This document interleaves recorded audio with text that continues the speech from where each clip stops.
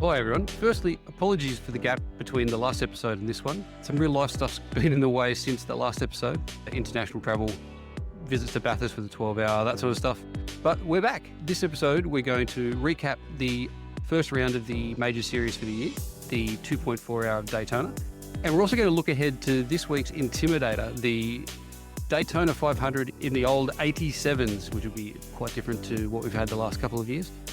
We're also going to have a quick look ahead to the first round of the Sudspeed MEC. Joining me for that will be Brian. And then we're going to jump to a pre-record that I did a couple of days ago with some of the Majors Series members who were lucky enough to go to the real world Daytona 24 this year. So they're going to share their experiences, some of the highlights of their trip and what they found really cool about that experience. It was a great chat, and yeah, hopefully you enjoyed having a listen to that as well. So first, we'll look back a couple of weeks to the first round, and then after that, we'll look forward to this weekend, just after this.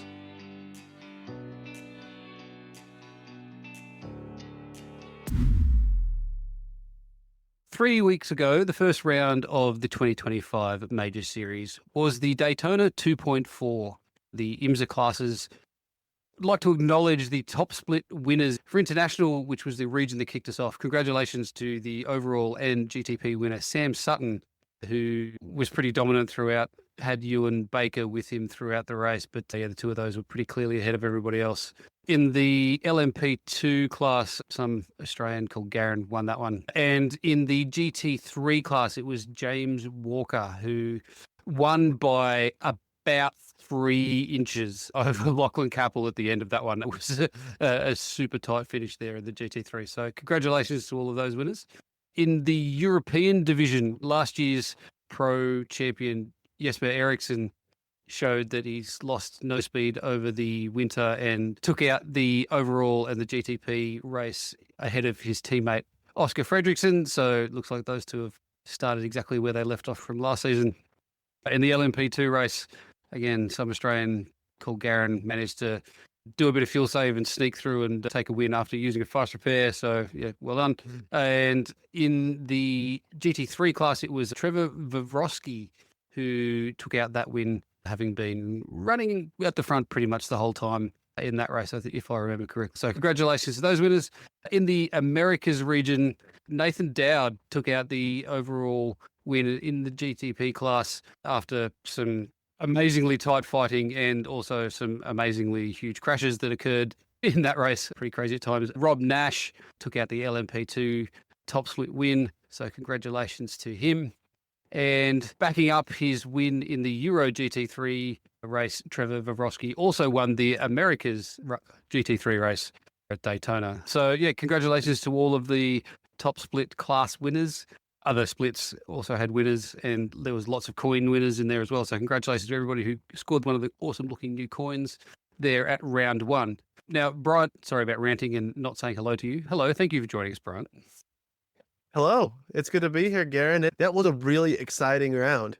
Brian, you did not only a broadcast for one of the regions, but was also involved in race control for the other two regions. So you got a bit of a different perspective on the races in the first round.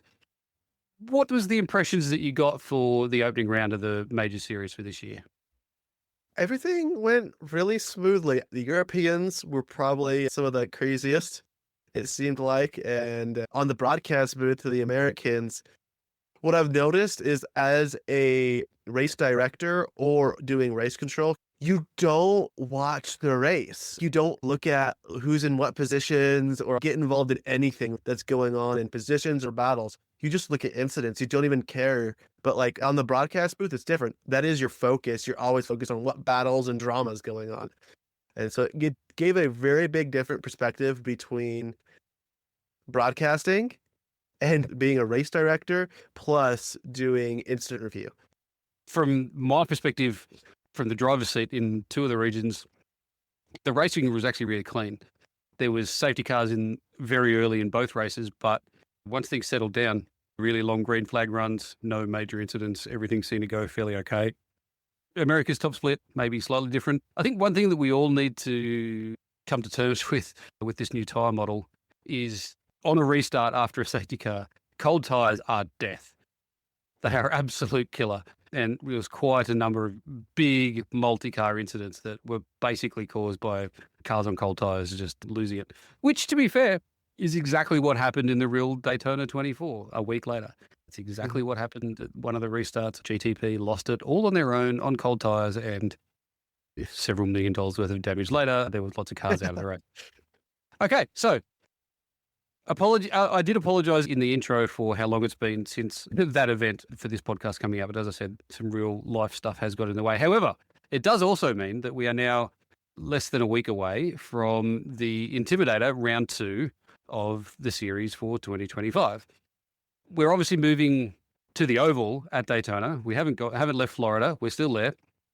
But we're now going around the oval with the NASCAR 87s, the old school proper tanks that felt like they used to be indestructible. But yeah, I've hit the wall enough in practice that that's not the case. But anyway, so we're ready to go for the week because it is a full race week for the Intimidator. So a quick overview. This is obviously 87s, if you haven't figured this out yet. They added a new car to it last year as well, which is really exciting. 200 laps at Daytona. That'll make 500 miles on a 2.5 oval super speedway. Cautions are on. It's going to be a rolling start restarts. Lap cars at the back. Some people think they should be on the bottom with the Intimidator. We will not be doing that. We have looked at it from the competition committee's perspective, but we're just not quite 100% sure that we can make that work. So watch this space. Yes, sir. Lucky Dog is on. No green, white checkers. I love that. No mayhem at the end. It's an cap is 26. Don't worry. Well, there'll be mayhem still? Okay. But there just won't be dramatic mayhem. It'll be dramatic, just not timed out. It just won't be 3 rounds of dramatic at the end. It'll just be once. Yeah. Brian, if you don't mind, would you give us a rundown for how the week is going to go for people and how they can earn a place in top split? Because it's not like a regular round in the majors. There's several different ways in to making top split this week. So could you give us a bit of an understanding of how people can earn their way into top split? Oh, yeah, of course. To get on the front row, you need to qualify on Saturday or Sunday, the week before the race this year. And the qualifying is done in the OG League. In order to be on the front row and in that first split, you got to qualify, obviously, Saturday, Sunday, like I just said, and also be one of the 2 fastest drivers.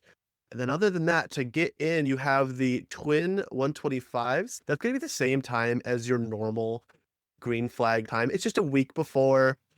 If you finish in the top 3 in one of those races, you will get into the top split. And then we run it into pre-qualifying, which are all 5 days before. We have dual races, and those dual races are 25 lap races each.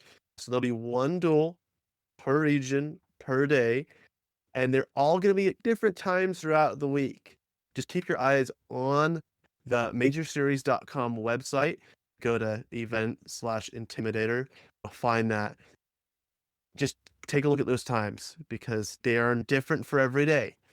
If you win one of those races, you will automatically make it into top split. If you do not make it based on all of those factors, you don't get on the front row, you don't get in the top 3 in the twins or win a duel, you will have to make it a top split by time based on your pre-qualifying time, either by those pre-Q results for the front row qualifying or that you did either on Monday, Tuesday, Wednesday, Thursday, or Friday. Thanks for that, Brian. Lots of different things going on, lots of different ways to get involved.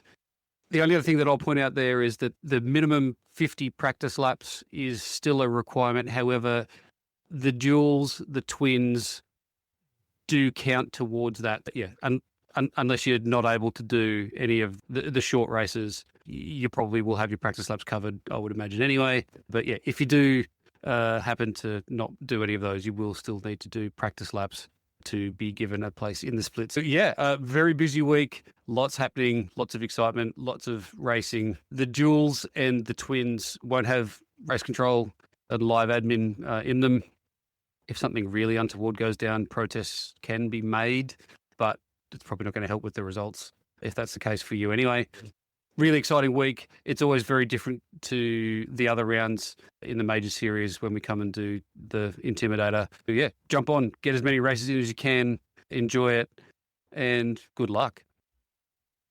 Before any of the Intimidators happen, we actually have another Majors event going on this week, which I also am very excited about, which we'll talk about just after this, the inaugural round of the Sudspeed Majors Endurance Championship. Hey, you know that guy who just before the green flag keys up his mic and asks, "Anybody got a setup?" Well, this is him. This is Adam, and hey, Adam needs some help. On the other hand, this guy over here, this is Steve. Steve is a solid racer and he knows his way around the garage. Steve's problem is time. With a job and a family, he can't find enough time to build competitive setups and to race as often as he likes. But as luck would have it, Steve knows a secret. He lets the Majors Garage crew chiefs do the setup work so he can focus on the racing. At majorsgarage.com, Steve can get setups for over 60 cars on the iRacing service. So no matter what series he wants to jump into, he is covered. Somebody, anybody, really should tell Adam. See you at the garage.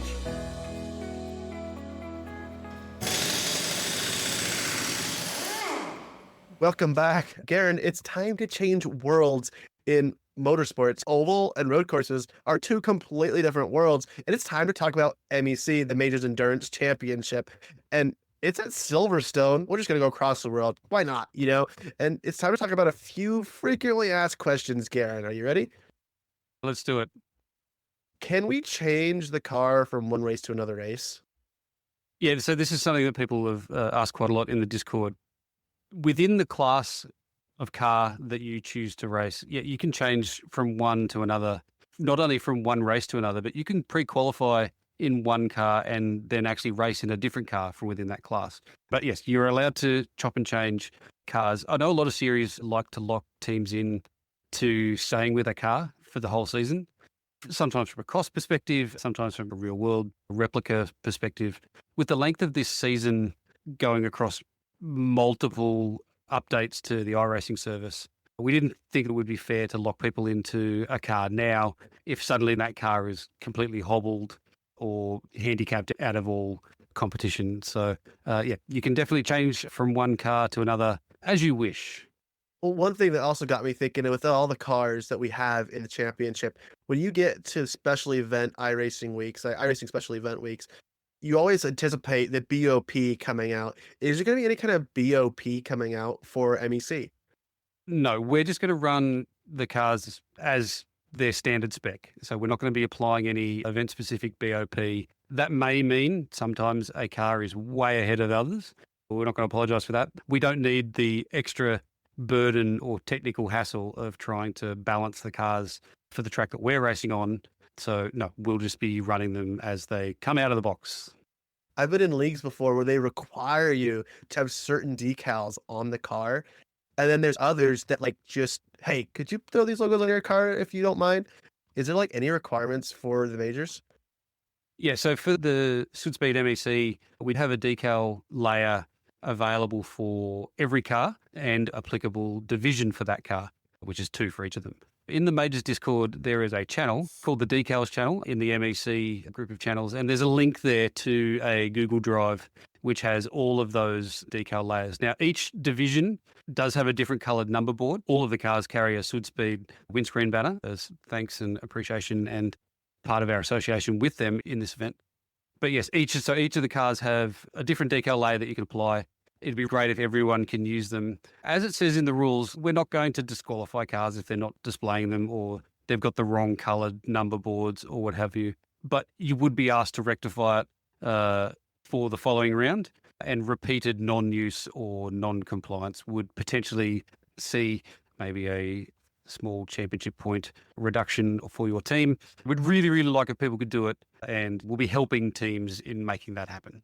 So, Garen, I was going through the Majors website and I was looking at all these weird rankings. I noticed there's Majors rankings. And then I remember reading a few weeks ago how there's MEC rankings too.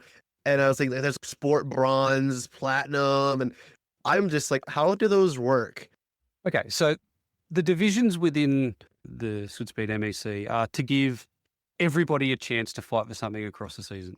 We have 2 classes of car in the GTPs, the hypercars, and the GT3s. And within both of those, we have 2 divisions. For the GTPs, the prototypes. We have the elite division, which is you can run anyone you want. If you can get Max Verstappen, Lando Norris to join you and come and run in this series, then you can run in the elite, no problem whatsoever. There's no restrictions on who you can bring. The driver division for the GTPs, and this also applies to the driver division for GT3s, we've put a restriction on the driver lineup that you can have. Now, essentially what we're saying for the driver division is you need to run at least one silver or bronze driver as part of your lineup. There are other combinations of drivers that might mean that you need to run more than one silver or bronze driver if you're running a platinum driver in your lineup. It's all listed in Section 5 of the rules, how the different combinations of drivers and their ranks can work for a team. The idea is replicating the WEC, which is what we're trying to do with the MEC. The ethos of majors is to replicate real-world major events, and so MEC is no different. It's trying to replicate the WEC. The driver division is a Pro-Am division. It's essentially like the LMP2 classes where it requires you to run a silver or bronze rank driver. So please check out Section 5 of the rules. Make sure that your combination of drivers for any given race conforms to the restrictions that are in there. Every rank is given a number, and the total that your team's drivers adds up to needs to fit within the restrictions. Now, the sports division is exactly the same as that, except that the limitations are greater. The overall score that your team can add up to, given each driver's rankings, is lower than the driver division. So you need to make sure that you conform to that. And what you'll see is, given the way that the scores work, there is no way that you can fit a platinum driver into your car's lineup in any circumstance if you're in the sports division. That's the extra limitation on the sports division as well. You cannot run a platinum driver. It's just not possible. The rules have been out for several months now for people to see and read, and hopefully everyone's across that. Just like with the series decals, we'll be trying to help teams in the lead up to the race. If we can see, look, your current lineup doesn't fit within the division that you've entered, you might want to do something about that. So we'll be pointing all of that out where we can, especially ahead of this first race. But ultimately, it's up to the teams to have read the rules and understand how they work. If you're not sure, ask. I'm more than happy, especially at this point of the season, to help answer questions and work it through with people if they're not sure that they're conforming to the rules. Read the rules first, please, before you reach out. But if it's still not making sense or you're not sure you conform, we'll help you with that. And I want to understand, isn't there like a general majors ranking and then there's also an MEC ranking? Those are different, right? They are different. So your ranking for the major series, if you compete in that, may be different to your MEC ranking. So just make sure that you've had a look at what it is. You can see your MEC specific ranking in the entry page. Everyone's ranking is there next to your name. Do be aware that it may be different. And for the people that are wondering, how did they come up with these MEC rankings, especially if they're different to the major series? We haven't just used iRating. We're not solely relying on the iRating of somebody unless we've never had them race in a majors race with us before. I've gone back and looked at not just results, but individual lap times of the majors 24 for the last couple of years, Sweet Speed Blackout, even the old MTech series, which I had access to all of that data for. We've looked at a lot of data. And so it was a data-driven process to put people into rankings. And then on top of that, where people are close to the cutoffs, and we deliberately don't tell people what the cutoffs are, either in performance or iRating if we have to use that so that people can't tank their way into a lower rating. If they're close to those marks, we actually then go and look at individual race results in terms of official races. What sort of strength of field do these people run against? How do they perform in those races? How long have they been on the iRacing service? Is somebody only a 2200 iRating person, but they've been on iRacing for 3 weeks? So they've gone from whatever the default is to already quite a high level in such a short space of time. Maybe that shows that this person needs to be ranked higher than just a single number being the iRating suggests. So look, we've done the absolute best that we could. I've spent a lot of time looking at laps and results and driver histories and things like that. So look, we've done what we think is the best we could. As it says in the rules, after round 2, we reserve the right to re-rank somebody if we can see, okay, we've clearly got it wrong. If a bronze ranked driver is qualifying in the top 5 of top split and running with the 7 and 8K iRating guys at the front, or girls, then clearly we've got that wrong, and so we'll change that. anything that we do change as far as rankings won't be to try and trap a team or handicap a team or a driver. It'll be only because we've seen, no, okay, that rating is quite clearly wrong. So, yeah, hopefully that's answers any questions preemptively that people have got around the rankings and how they've been put together as well. Yeah, and then I had a lot of questions about pre-qualifying. Like, what they like you pre-qualify? Is that just to set the grid, or does that set exactly how you line up on the grid? Like, how exactly does that even work during the week? Pre-qualifying will determine the splits. It won't determine the grids themselves. There'll be another qualifying session as part of the race server. However, pre-qualifying will determine what splits every team gets put into. Everyone is allowed a pre-qualifying attempt, and each attempt will give you 4 laps to try and set the best time that you can. It's exactly the same as a qualifying session in the officials, except that you'll get 4 laps instead of 2. You can purchase additional attempts.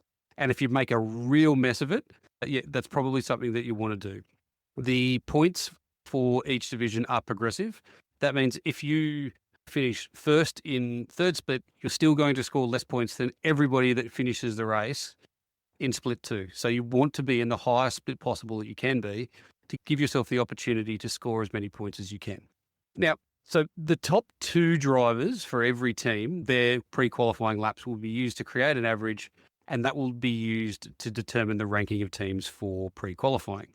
If you are in the driver or sports division, one of those 2 lap times that will be used for your average must come from a silver or bronze driver. So you can't just have 2 awesome gold drivers in your team that get you into top split, and then you run 2 bronze drivers along with them to make sure that you score as many points as possible for the sports division or the driver division. One of the laps that will count for your team will have to come from your bronze or silver drivers. Be aware of that in terms of the pre-qualifying averages as well. But yeah, again, anyone that's done Majors 24 or that did Blackout, it's the same process. There'll be servers in the league. They'll be the sessions starting on the half hour. There'll be several times a day.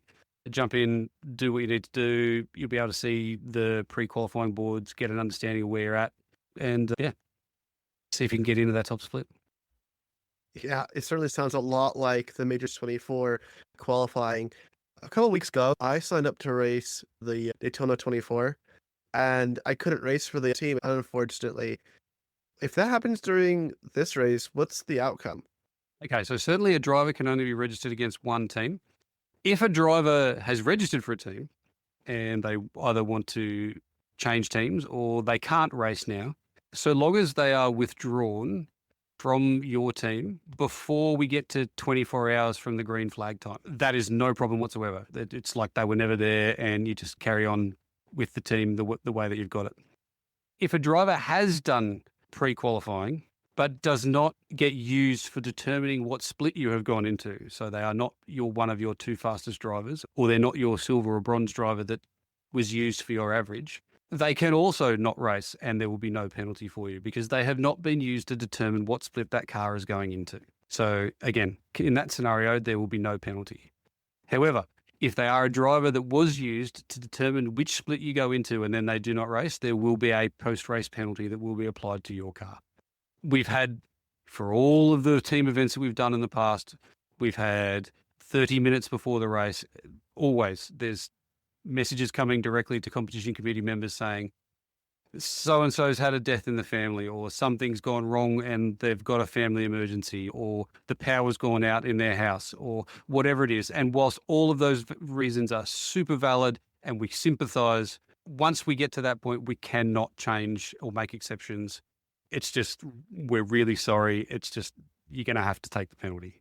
Yeah, that makes a lot of sense. Yeah, and then I noticed that some races are hosted or in the league. How exactly is this one going to work with that?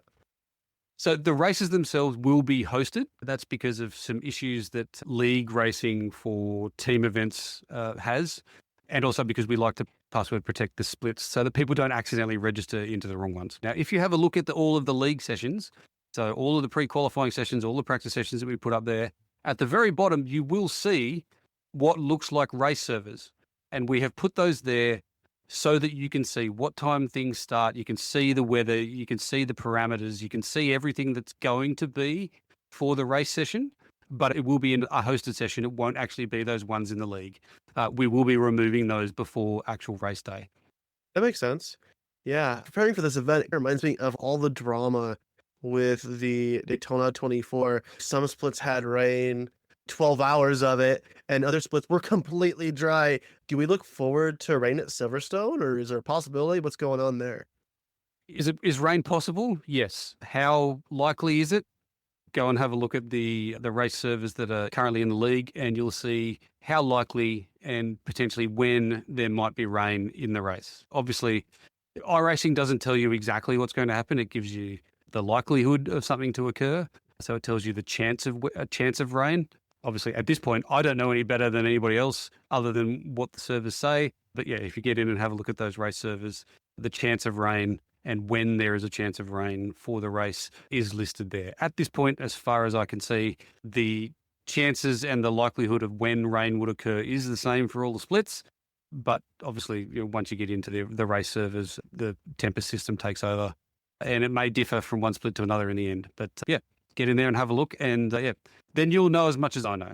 Hey, that makes sense. Just go take a look at the webpage. If you guys have any questions, do a little bit of research. Make sure you guys read the rules. I looked at the rule book. Oh my gosh, it was extremely detailed. You can find anything. It's super easy to find. And so you pretty much answered all my questions. And, all those were in that rule book, weren't they? Yeah, look, basically everything is covered in the rules. And I am more than happy if anybody has read the rule book and says, this doesn't make sense to me, to help them understand it, or even more happy to hear if somebody says this rule that you've got here conflicts with something else or it doesn't make sense or won't actually be possible. Please don't send me a direct message saying, I don't like that rule. They're not changing. Unless there's something wrong with a rule, they're not changing. Not liking a rule isn't a reason for me to change the rule. Sorry, they've been out for a long time. If you wanted something or didn't think that something was the best way to do it, reaching out in the past was the way to do it, not now. But yeah, please. Almost everything is covered by the rules, but I am happy to clarify or help people understand those rules better if they need it. Hi everyone. Let me just interrupt things for a few seconds to let you know that Suitspeed, partner of the Majors Endurance Championship, has recently dropped some wicked new designs to add to their already amazing sim racing glove range. Head on over to suitspeed.com and take a look at the new number 51 and Mulsanne designs, the latter one being Le Mans inspired, which is very nice, and get yourself a pair before the word gets out and they're all gone. Also, be sure to check out the rest of the range as well, including the just restocked original Alpha design, back due to demand from the Suitspeed fanbase. When checking out, don't forget to use the code MAJORS to secure 10% off the price. Not only will you get a little discount, but that amount will be matched by Suitspeed to donate to Major Series charities at the end of 2025. So it's a win-win. So head to the website sudspeed.com and use the discount code to get a set of amazing Suitspeed mittens. Sim racing gloves by sim racers for sim racers. Okay, let's get back to the podcast. So today we're going outside the simulated world of racing for a while. For almost everyone I've ever met through sim racing, we're here because of an interest or a passion for real world motorsport and are avid followers of one or many racing series. Not to mention the reason that many of us get into sim racing is a lack of financial resources or spousal approval to do it for real. With me, I've got a group of very fortunate major series drivers who were able to attend this year's Daytona 24-hour. And we're going to have a chat about their experience and enjoyment of being at a real world event. So welcome to Robert, Chris, and Rob. Thanks for joining us, guys. Yeah, thanks for inviting us in to talk about our experience. So first, we might go around the circle and ask each of you whether this year was your first time at the Daytona 24-hour, how many times you've been before if it's not, and what the biggest draw to going to the race is for you. All right. So for me, this is year probably 10 or 11 of my attendance of the Daytona 24. I've seen it in quite a few different guises. I just can't help myself from going back in any capacity that I could get there, to be honest. So that's my history on it. This was my first. It's been on my bucket list for a while. And finally, this was my 55th birthday. So my wife said, you're going to Daytona. As a first time goer, OMG, what a venue to watch an endurance race. I've watched them on TV. I've followed the full 24 hours. I'm an avid IMSA fan. I love IMSA. For me, it is a prime racing. You can take your NASCAR, your Formula One, your Indy, But for me, IMSA racing and then watching it live at Daytona is the epitome of talent and just absolute excitement throughout an entire race.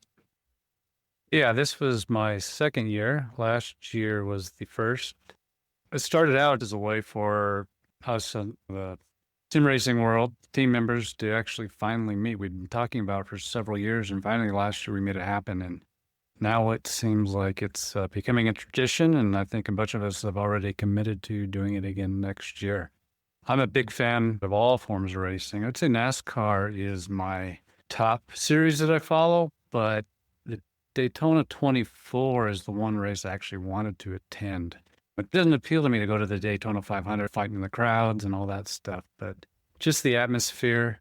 And it's the only road race I've ever been to, but I really like the fact that from the stands you can see the entire thing. You can follow what you want. Like Robert was saying, there was a lot of excitement, especially that 23rd hour watching Connor Zilic work his way through the field.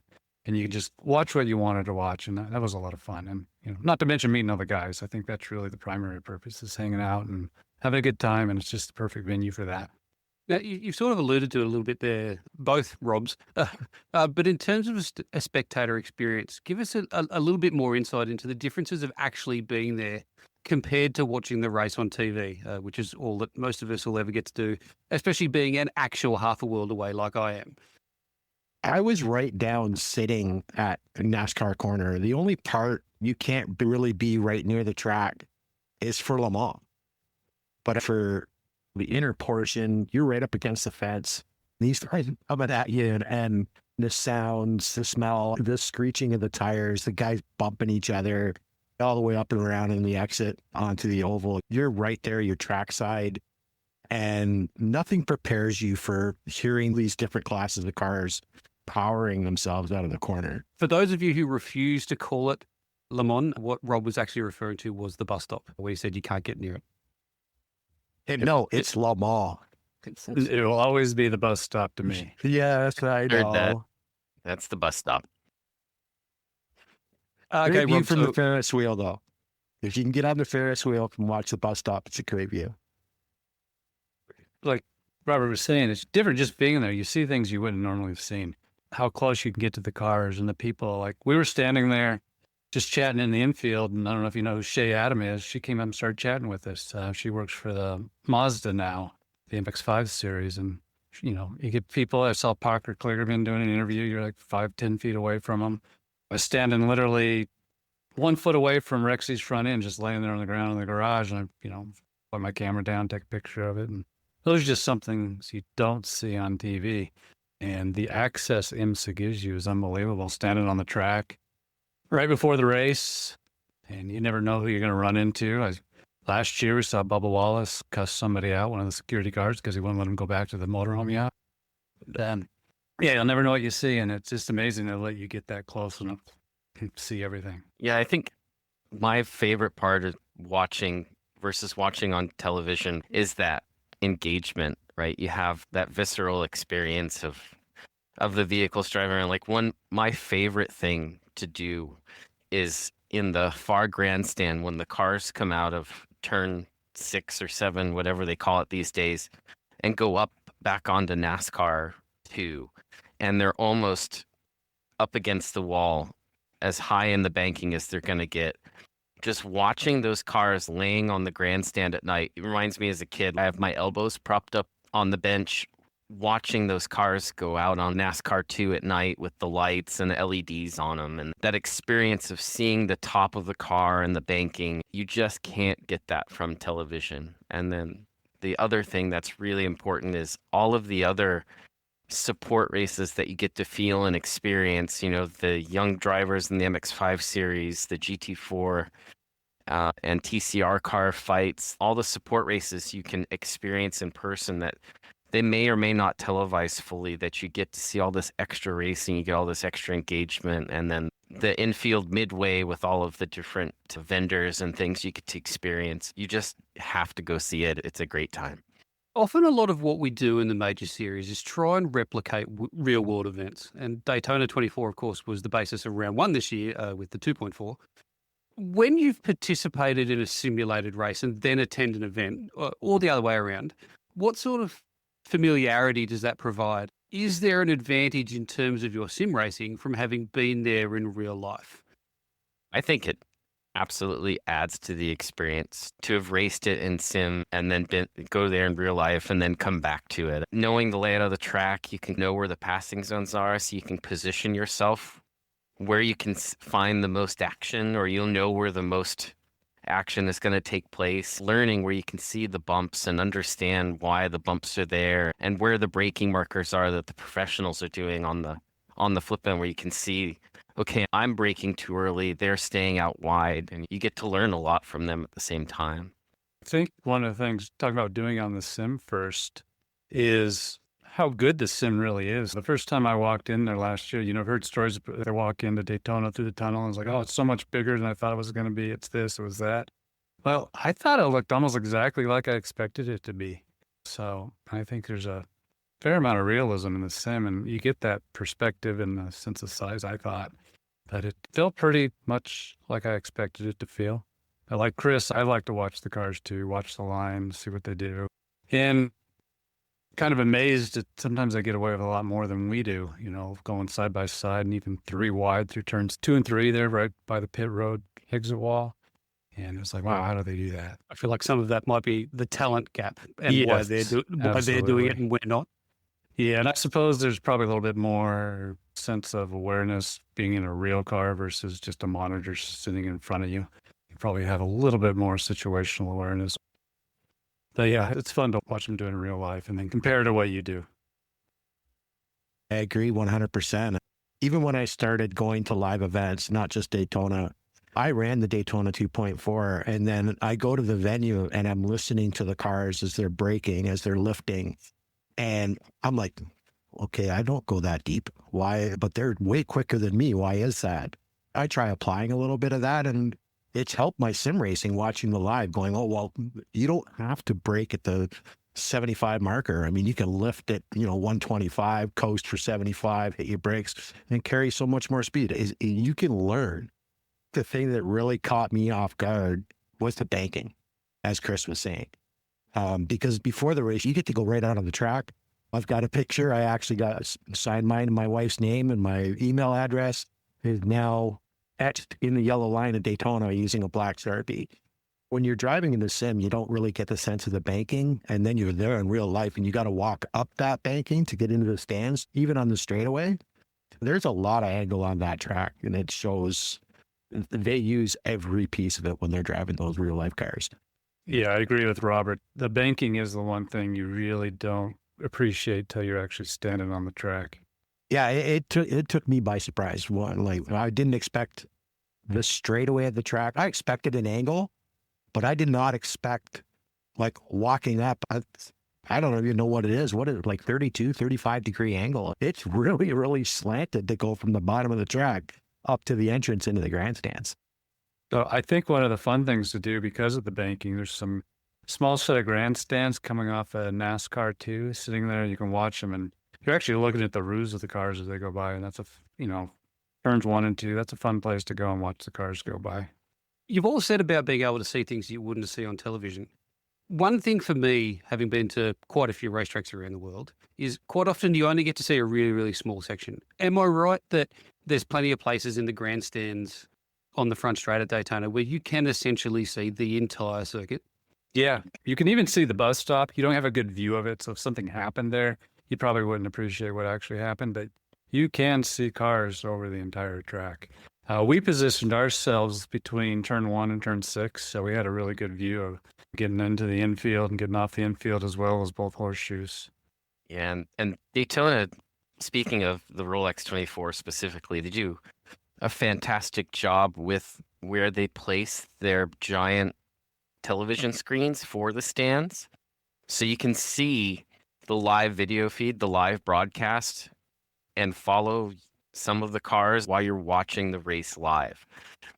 It adds to the experience because it's not blocking the track, but you can watch the whole track and say, okay, where are the leaders? And if you look at the screen, you can see, okay, they're coming out of the Le Mans chicane or the bus stop, and then you can catch them as they're coming out of 4 and then down into 1. It just adds to everything. They do such a great job with the fan experience at the Rolex. Yeah, and it's not just limited to the screen. They didn't have ones in the middle, which disappointed me because I went into the stands near the start finish line for the beginning of the race. We're about 15 rows up from the fence for the start of the race. There wasn't really any screen, but they did have a big screen if you went into the grandstands and went all the way down to turn 1. You're basically watching the cars going to turn 1 and watching the screen.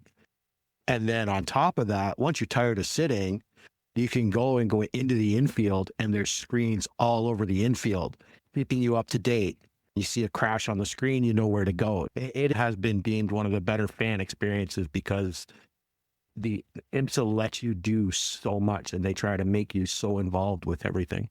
So in terms of the amount of the race that each of you watched, what was the approach? All 24 hours, a nap in the grandstand, head back to the accommodation for a little while. What was the approach that each of you took to the full 24 hour? We did not stay the full 24 hours. It was actually quite a bit colder this year than the previous year. So I don't know what time it was. We ended up heading back to the house and coming back in the morning. We did watch once we got back to the house for quite a bit too, but no, we did not stay for 24 hours. I'd like to do that sometime, but it's quite an undertaking to stay there overnight. I did go with my wife. We watched, I think, about the first 3 hours start of the race, and then that was like 5 o'clock. So we went out. We left the track and went and got some food. And our hotel room, like I said, is 10 minutes away from the track. So we went to the hotel, watched the broadcast till about 8 o'clock. Then jumped in the car, drove back to the track, went back to the infield for the fireworks. And then once all the fireworks were over, basically just went back to the hotel, spent the rest of the night, and then went back in the morning for like 9 o'clock to catch the last 4 hours of the race. I was with Rob's group of sim racing miscreants. And last year I think we stayed till after the fireworks, but this year was much colder. Even the Canadians were saying it was cold. So I use that as my temperature gauge, but we stayed till probably 8:30 and then went back to the VRBO that we had rented and watched the race. And then for me, I have to stay every time till sunset. For me, that's something you can't get on television, is watching those cars at that angle on the banking, just watching them fly by 3 wide, passing each other. I think that really is where the experience is, that you just can't see that amount of banking. You can't see that amount of light and that the noise and the vibration. Like the Cadillac rumbles your chest. Like what you don't get is you can feel the Cadillac when it gets onto the straightaway coming out of 6 or 7 on the NASCAR 2. You can feel it in your feet and your chest. And I've done 24 hours in the past where I've stayed at the track the whole night, working and as a spectator. And it's something you should do, definitely, but the timing's got to be right and the weather's got to be right. Yeah, we were, well, I am from Ontario, and literally when we landed in Florida, it was colder in Florida than it was in Ontario, and we were getting a cold snap. So yeah, it was pretty cold, but then Saturday, everything broke, and man, had great weather for racing. It was great. So on or off the track, is there any other really neat stories you'd like to share about your time relating to the Daytona 24 this year? The MX5 race too was, I mean, I had to double blink and go, am I watching an iRacing start of an event of MX5s? It was absolute chaos. And you see it on the sim all the time, but to see it happen live, it literally just makes you laugh, but it takes your breath away at the same time going, is everybody okay? Because there's some hard hits in that wreck on the first lap. It's funny, I was watching on television in the 24-hour, the incident that happened on the restart between turns 1 and 2. I literally was watching it just going, that looked exactly like an incident that we had in the America's top split in the 2.4. So yeah, it is quite funny when you see things you associate with iRacing happening in the real world. I just think, just being in Daytona, Sunday after the race, the group of us, we went down to K1 Speed and did some laps in the go-karts. That was kind of fun, just kind of keeping the auto racing thing going and actually get to race against each other in real life in some go-karts. I was the slowest. Chris was pretty quick, though. Yeah, and meeting all the other fans too from many different countries and seeing all of the other fans of different cars. It was nobody against each other. It's just we all had the drivers that and the cars that we were watching, and it was just a good time. Did any of you have a specific team or manufacturer or driver that you felt like you were supporting for the weekend, or was it really just being there for the event? Yeah, I had a few. The 91 car, because Connor Zilic, Scott McLaughlin, and Shane Van Gisbergen are three of my all-time favorite drivers across all series, and they just happened to be in the same car, so I was definitely following that car closely. And in terms of IMSA, I'm a pretty big Jordan Taylor fan, so I was watching the 40 car. I got to meet Jordan Taylor last year in one of the meetups. That was kind of fun. Got a hat autograph by him. He's quite a character. He's a fun guy. Yeah, there's definitely quite a few cars I was following. Me, speaking about the MX5 race, the driver that caused the collision is the driver that I was there to see and watch and support. Finished P4 the day before, but that start in the MX5 race was not a shining moment.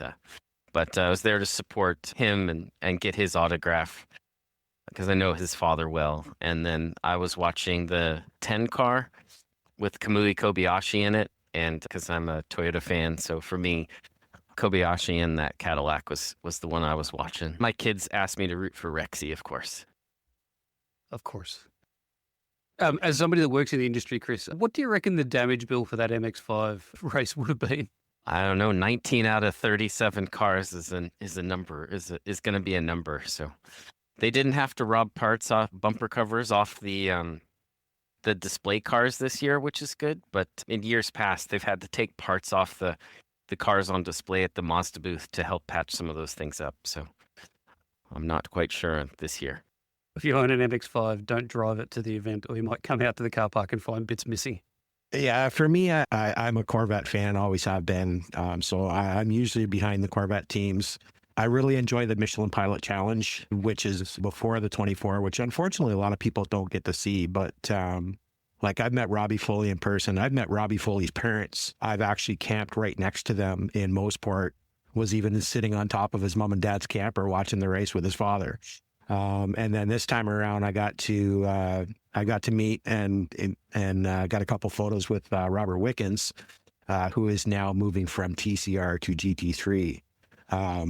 Definitely, I mean, I'm a pure blood Canadian, and he is by far, as far as I'm concerned, a guy that shows you can pretty much accomplish anything if you really put your mind to it.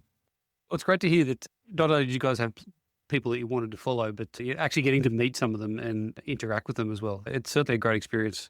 Yeah, that certainly you can't get without being at the event.